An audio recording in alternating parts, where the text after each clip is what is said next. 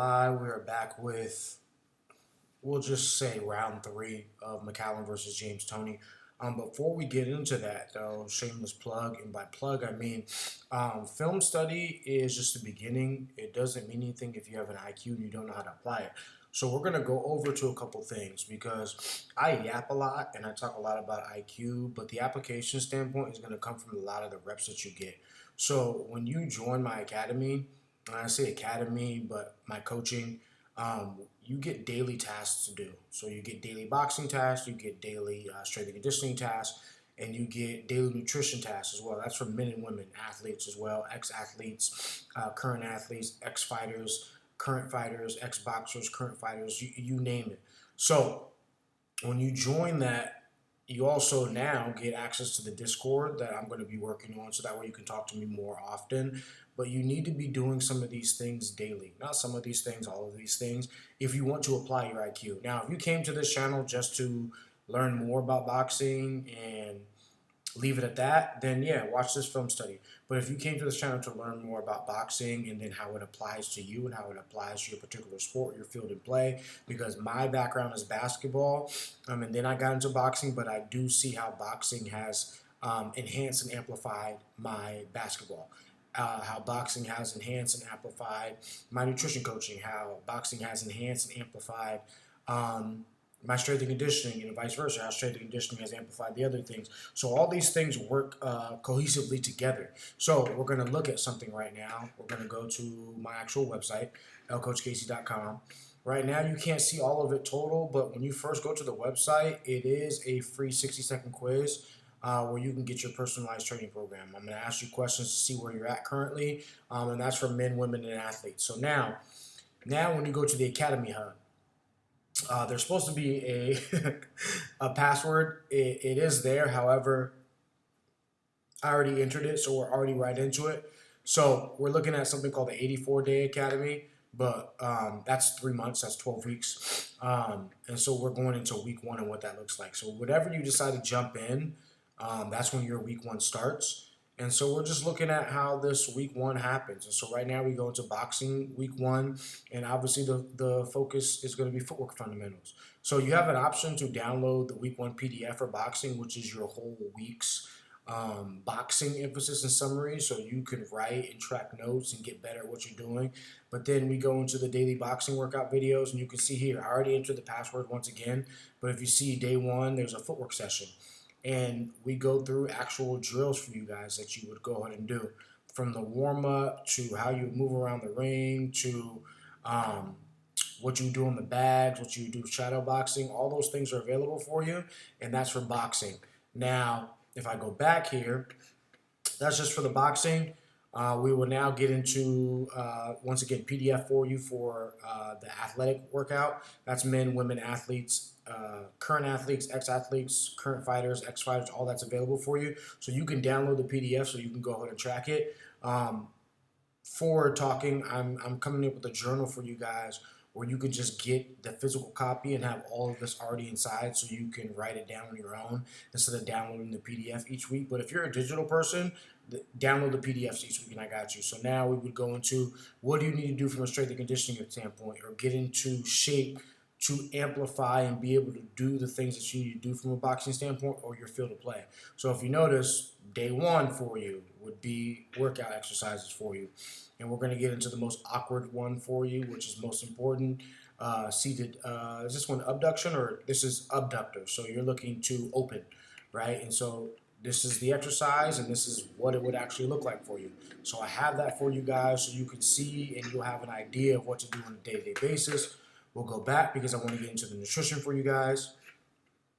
So now we're looking at nutrition week one, establishing your baseline. Once again, PDF for you guys to download so you can track everything from your grocery list to what your macronutrients need to be for the day and even what your meals are for the day. So if you don't understand how your macros work, there's something for you look at your macros.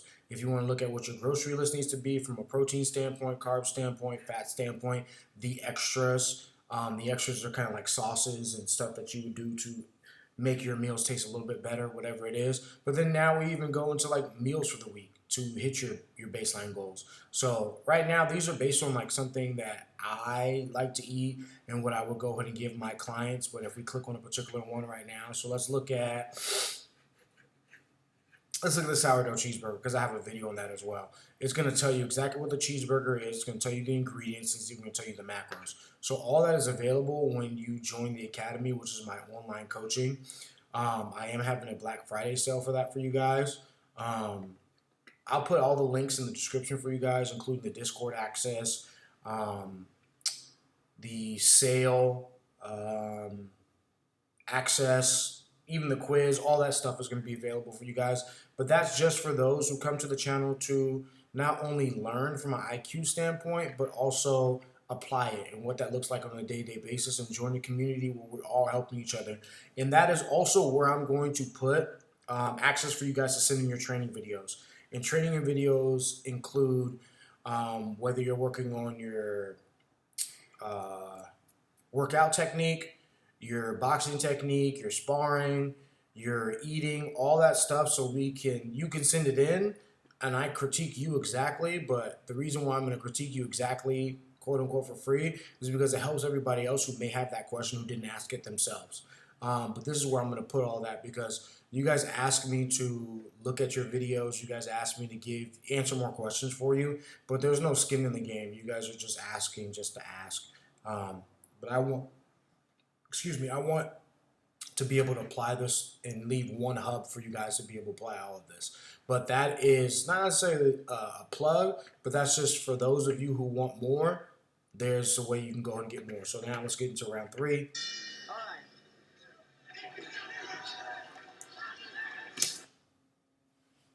Double jab with McCallum jab. We're going right into it. Somebody commented on the other video that I have, which I love. I love comments. Like, James Toney's 23 right now. McCallum's 35. And if we're talking about IQ, like, don't take my word for it, but ask people who know about boxing more than me, because nobody knows me from a can of paint. McCallum's up there from an IQ standpoint. McCallum's up there. Look at James Toney at 23.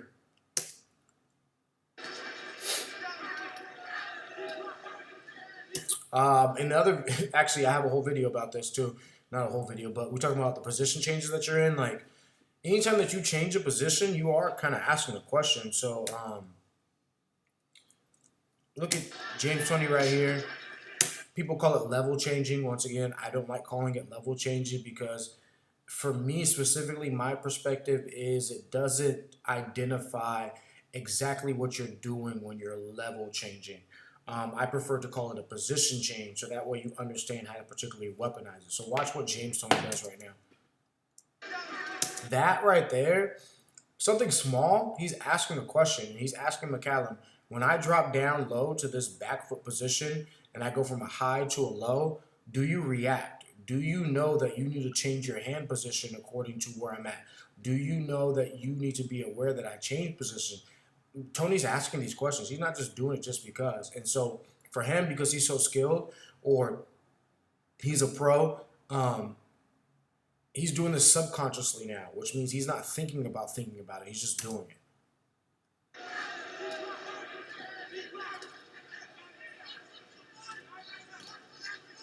Even that, from a defensive standpoint, him catching those jabs and changing positions at the same time, he's asking questions. Everything that you do needs to lead to the next thing.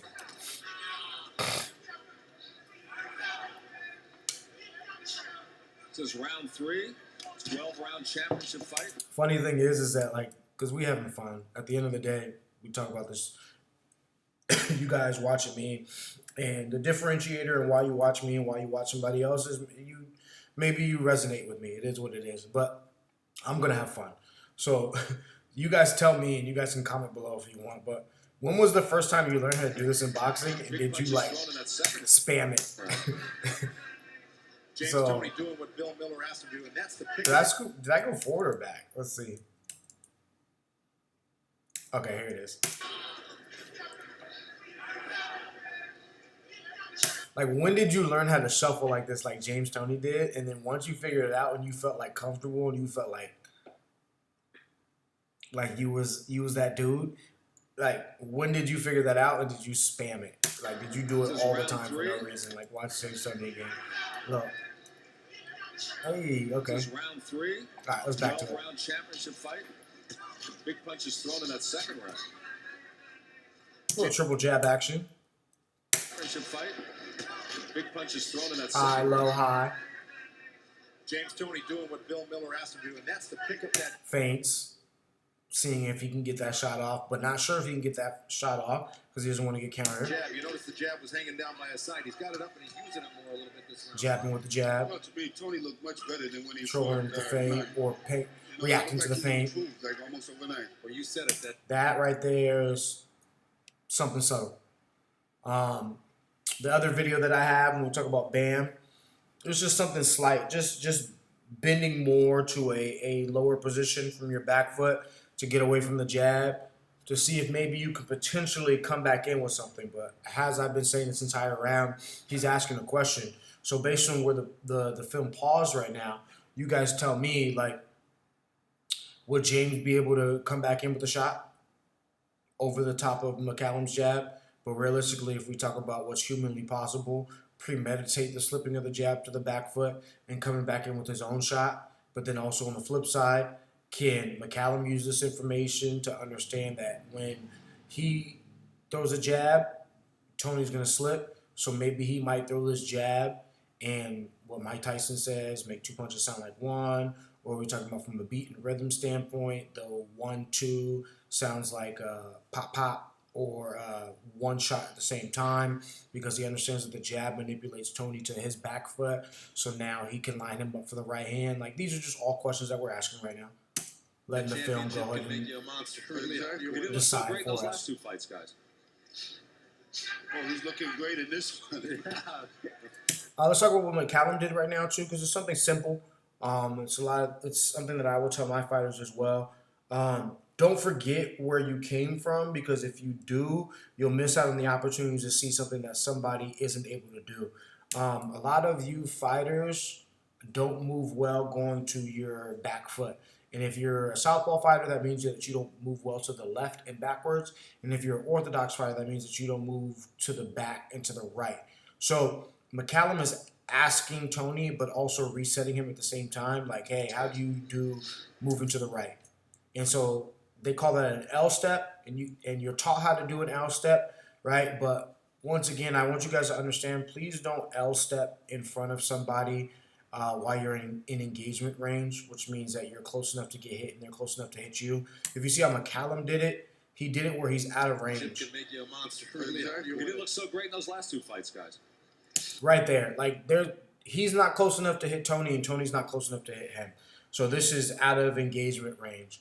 And so what I'll tell my fighters too at the same time is that, like, when you're out of engagement range, you can break dance if you want to. Like, none of this even matters. I'm not close enough to hit you. You're not close enough to hit me. So look at how far apart McCallum and Tony are. So please understand that all these skills and all these things that you're being taught, there's a time and a place for them. So please don't L-step right in front of your opponent unless you're aware you're doing it and you're trying to weaponize it.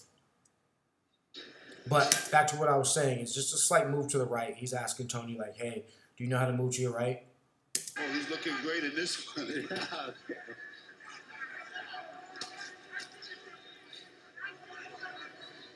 Look how he's trying to lay back. So I actually also saw a video as well. I'm big on film study.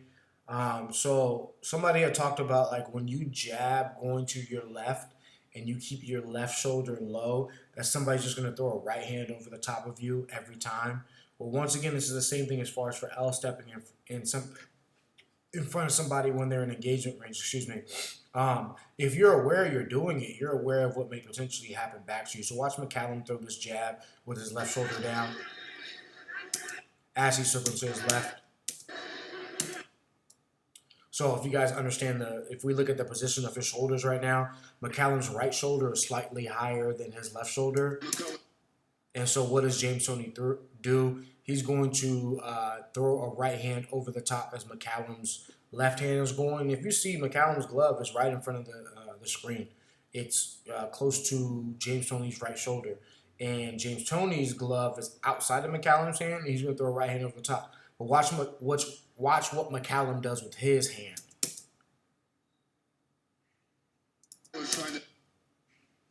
So he leaves it high. So Toney can't come over the top with that shot because he's hitting McCallum's forearm.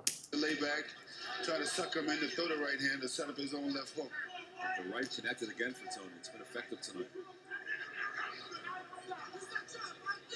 And I believe what McCallum has to do is box more.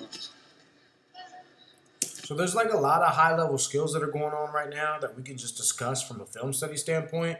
But the main thing is that, like, I've talked about this before, and I'll say it again, and I want to repeat it because I want you guys to understand that it is important. You can't just create a fighter in the lab. Like, oh, James Toney has these things that we can take advantage of. Mike McCallum has these things that we can take advantage of. You need the reps to be able to now take advantage of those things. So you can't go and say, I said this about Canelo before Crawford fought him. Canelo has flaws, yes, but you can't just create somebody in the lab and be like, now fight Canelo. They have to already be somebody who's able to take advantage of these things. And if they're not somebody who can already take advantage of these things, Canelo's going to win. Crawford has the ability to take advantage of Canelo's flaws.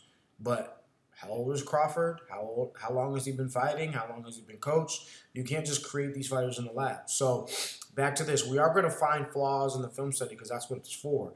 But you must take the stuff that you see in the film study and now apply them on a day-to-day basis, on a rep-to-rep basis, on a 10,000-hour basis, on a you can't do this wrong under any circumstances basis. So that's the importance of making sure that you have a system of what to do on a day-to-day basis. Otherwise, on paper, you can be a keyboard warrior and be like, why is LeBron James missing free throws? Well, have you ever shot a free throw? Why is this person getting knocked out? Or why doesn't this person do this? You have to apply it.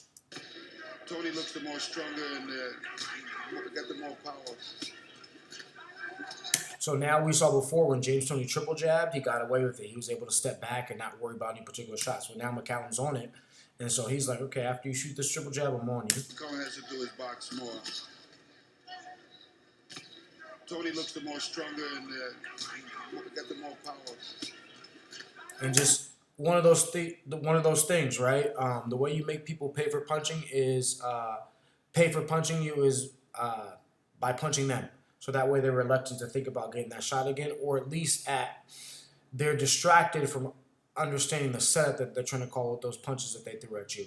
So now we look at that happening, and there's 3 areas where you can hit somebody, or 3 areas where you can get hit. Before you punch, while you're punching, and after you're done punching. So McCallum decides that after Toney's done with these triple jabs, that's when I'm going to attack. He looks the more stronger and got the more power. 1, 2, 3. Now I go ahead and punch you after you're done. Because are you protecting this position? Are you protecting your jabs? That's what I called that video that I'll link here, or I'll have at the end of the video here, is protecting your jab or protecting your punches, which means after you're done punching, what do you do? Before you're done punching, what do you do? As you're punching, what do you do? And do you know when the fight actually starts? You know, he's 24 years old. He really is a natural middleweight. Where McCallum, it took him into his 30s before he really reached that 160-pound limit. Well, okay, so I said James Toney's 23, he's 24. My bad. 54 for many years. Midway through the Ooh. Let's look at that. Let's look at that timing. 160-pound limit. About 54 for many years. So look at this. So you guys will see it a lot on the bag. You guys will, one of my fighters, Jalen, who I train, he has a stiff jab, and I talk about how his jab is stiff because it comes from the back foot. But he steps with it. That's how he gets a little bit more pop on it, right? So if you look at James Toney here, as he starts the engagement, off that little shuffle that we talked about, where I asked you guys to comment below, like when you learn this and what it looks like. So watch as he gets into range right now, how he's going to step with his jab. So when you step with a jab or you throw a big shot, before you do the next thing, you have to finish the thing that you're doing. So before Toney can do anything else right now, he has to finish this step that he does with his jab. So as he's finishing, if you notice, McCallum is already starting to counter his jab. And the way he's deciding to counter this jab is to pull counter. right? And look at his hand position. You know how your coaches always say, get your hands back to your face or have your hands in the correct position. Like McCallum, look at McCallum. Look at where his hand position is, right? So it's always situational until it's conditional, and then even then it's still situational. So now what Tony's attempting to do is shoot this jab to potentially move Callum's head to the back foot so he can line up this right hand. So if you notice the next frame that we'll see, Tony's going to try to load up on his right foot, and he premeditated this. So he's not really, quote unquote, paying attention to what McCallum's doing right now because McCallum timed him. Tony is trying to set up his right hand. So if you notice there, he loaded on that right foot or his back foot in this case because he's an orthodox standpoint, just try to shoot that right hand. And McCallum tried to counter his jab to throw his right hand. But now when we talk about head movement, this is really head movement. It's not what you do before you start with the engagement because that thing's cool and all, but like where does your head go as you're punching? So if you notice, McCallum, after he threw this right hand, his head now went over his front foot, which is his left heel. And then Tony did the same thing. His head went over his left heel as well. So what McCallum did is he threw this right hand over his right toe, or over his left toe, actually, sorry. McCallum threw this right hand over his left toe. James Toney moved his head over his right toe. Toney threw the right hand over McCallum's right toe. And McCallum moved his head over his left toe. So this is the idea of blending offense and defense together. And there's also a video that I have for you guys about the positions. I called it 8 positions, but it's understanding where your head slot is, so where you can take it. So that way you can get away from shots. But then I also talk about targets. Right now, McCallum and Toney, if they get in the same engagement again, Toney should know to throw the right hand over his right toe next time, and McCallum should know to throw his right hand over his right toe. But you only know these things if you prepare beforehand. Midway through the Nice shot. It's a sneaky little, nice right hand. sneaky Sneaky little right counter right hand. hand. Went about 4 inches. Oh. Nice. So talk about fighters as well. So McCallum already had a pull counter to his back foot. Now he has a pull counter to his front foot as well. And we'll look at that. 4 inches. Oh.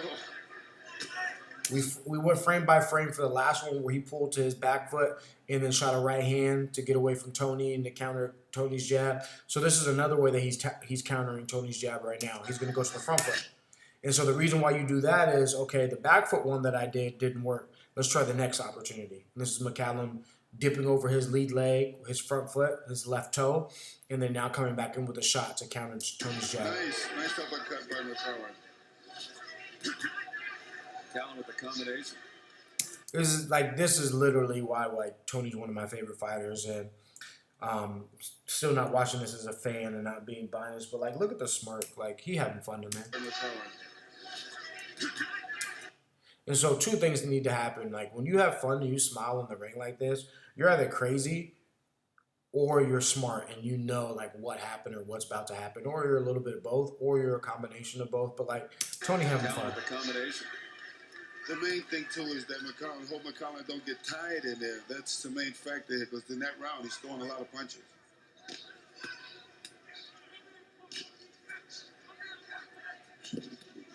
A lot of you guys talk about head movement, and I say you guys a lot all the time, but I'm just basing it on the stuff I hear when I watch film, when I'm in the boxing gym, when I've been taking my fighters to fights. Just the stuff I hear being in the business, I guess you can go and say, or being in the sport. But look at Tony, and you guys will be like, oh my gosh, his head movement's so good. But let's look at the rules of engagement and how this works. That's 1 shot thrown by McCallum. 2 shots thrown by McCallum. 3 shots thrown by McCallum. 1 shot thrown by Tony. 4 shots thrown by McCallum. 1 shot thrown by Tony. So it was 4-2. So even though Tony's head movement is good, who threw the most punches? McCallum. So unless you're using your defense to now score, it doesn't mean anything. It looks cool, but if you're not getting information to now score again, it doesn't mean anything. You don't score on defense. Now, if Tony's getting that data to use it later on in the fight to win, that's a different story. If you're using the information from your head movement or your blocking or your foot movement and your foot technique to get information to score later on, then yeah, keep doing it. But don't just do it just for no reason because it looks cool, but you're not scoring. You notice neither one of these fighters are faking much. That we talked about it before, making two punches sound like one. If you guys know who Kelly Pavlik is, a middleweight, he's like lanky. Just Google Kelly Pavlik. But his 1-2 was something nasty. Lennox Lewis, same thing. Countless fighters you can go as far as their 1-2. Ali, George Foreman, like Tommy Hearns, like pretty much anybody who ends a fight with the right hand clean. When you go to your back foot, their 1-2 is it sounds like this. You notice neither one of these fighters are faking. So you see how that jab You notice neither one of these fighters are faking. is just to go ahead and manipulate McCallum's head to where Tony wants it to go. So blinding him with this jab, and then as soon as he's done being blinded and he opens his eyes or he's not blinded anymore, he's going to get caught with the right hand. Faking much. So McCallum knows this, so much so that like the film doesn't lie. And it's the reason why I do this. Look at this frame. Who's out of position right now? Is it McCallum or is it Tony? It looks like Tony. And then I'm going to go back to play it so you guys hear the sound of Tony's punches, or of Tony's punch. So we talk about the two punches sound like one. Look at Donald Trump in the background, by the way. So Tony's like, I'm out of position right now. Live to fight another day. I need to protect my head. Liver exposed. But hey, I'm a little bit further away. McCallum's not throwing the shot because he got distracted, which means that he got caught, so he didn't know what next shot to throw or throw at the same time. But that's what happened right there. And Tony back into it again. I need to go back to the frame so you guys go ahead and see this. But listen to how this sounds. You notice neither one of these fighters are faking much. It sounds like almost like one punch.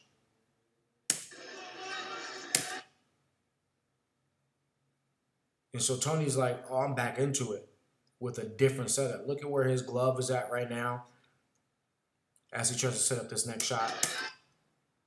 Look what McCallum does to go ahead and get away. Look at Tony's eyes. Hey, keep your eyes up when you roll. What does the film say? What does the film say? Are McCallum's eyes up right now? Or would they be down? Are McCallum's eyes up right now? Or would they be down? And the funny thing about it is the person that taught me that you may be looking down when you roll, he's the one commentating this fight, and his name is Marvin Hagler. If you guys look at the shape of Marvin Hagler's head, it is very much like pointy at the top. So when I would watch film of Marvin Hagler and see how he would roll, the point of his head let me know that his eyes can't be up at all. You guys go watch Marvin Hagler's film. Tony with the right, try to follow up with a combination again. You know, Tony's trying to go for a home run. yeah. Well, you talk about all the attributes they have, and Tony With does James have a great countering speed right hand. Callum's right hand, McCallum's got one as well. McCallum's right hand. Exactly. He's coming back. He wants to let you know that he's in this fight.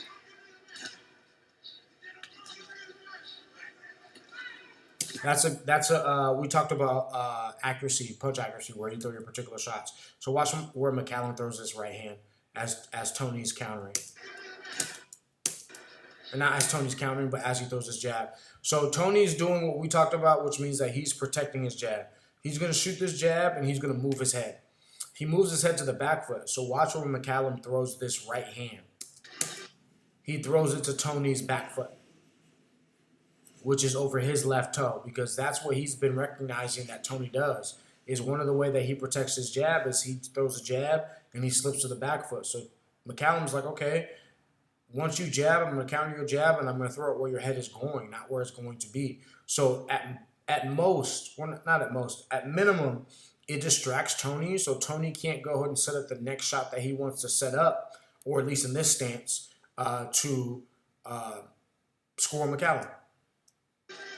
Now, what are some options for you? So Toney can now counter the counter. And what I mean by that is if we look at the situation here. He's in this fight.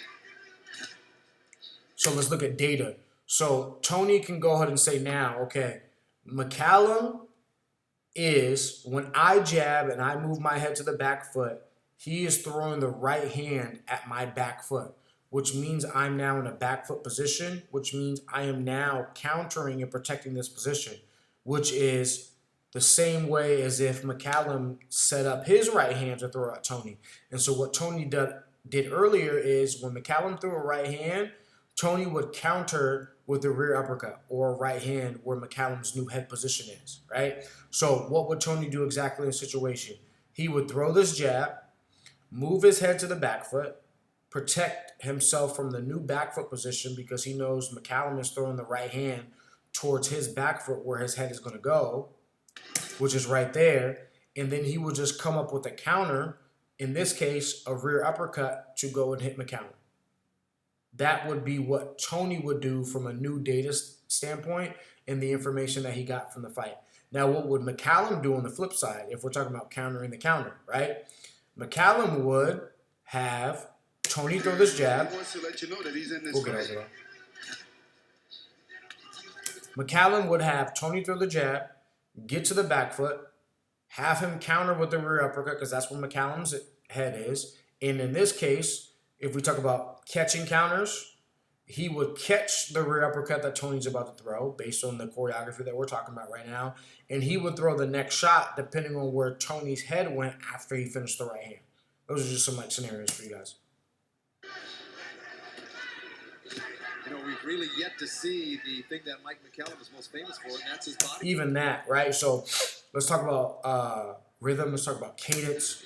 So watch McCallum. He's going to jab from a high position. Really yet to see the thing that Protect his jab the same way we just talked about what Toney was doing. You guys call it changing levels. I prefer to call it changing positions, and McCallum's going to show you exactly why. He's going to throw a jab high from a high position. He's now, you know, we've really yet to see the thing that he's now going to protect it just in case Toney wanted to jab with him at a high position. He's going to now dip low. Based off of this new position, he's going to see what's available for him, right? Now he's going to come up with a jab. And so I've told you guys before, there's 3 opportunities for you to hit. When you're in a position, as you go to the new position, and then in the new position. So watch what McCallum does so you guys understand how this works. It already happened. you know, we've really yet to His position right now is he's high. see the thing He that shoots a jab high, goes low, right? Now, as he's going from a low position back high again, he's going to jab at the same time. Subtle, but important from a preparation standpoint for you guys to work on your skill set. he's most famous for, and that's his body attack.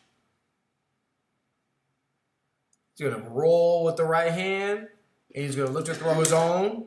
Look at that. So I've told you guys before, and this foot position is important. So look at how McCallum turns his toe right now. So him turning his toe as he shoots this rear uppercut means he's now in a new position.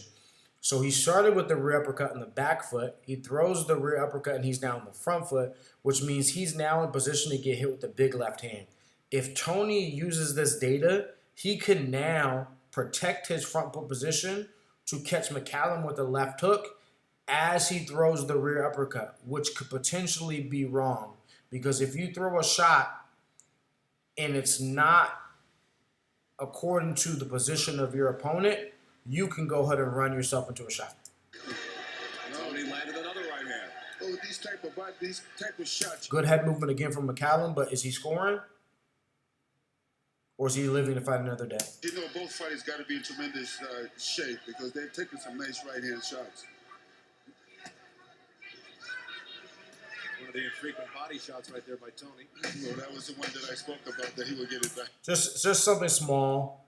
Like y'all, like when somebody jabs your body, don't overcommit and worry about it because it's not really a knockout shot. It's more of a setup shot. So watching McCallum shoots to Tony's body and how Tony deals with it, One of the infrequent body shots right he's gonna catch it. there by Tony. So what's Tony do next? He shoots up high, dropped his hands low, now shoots high. Well, that was the one that I spoke about, that he would get it back.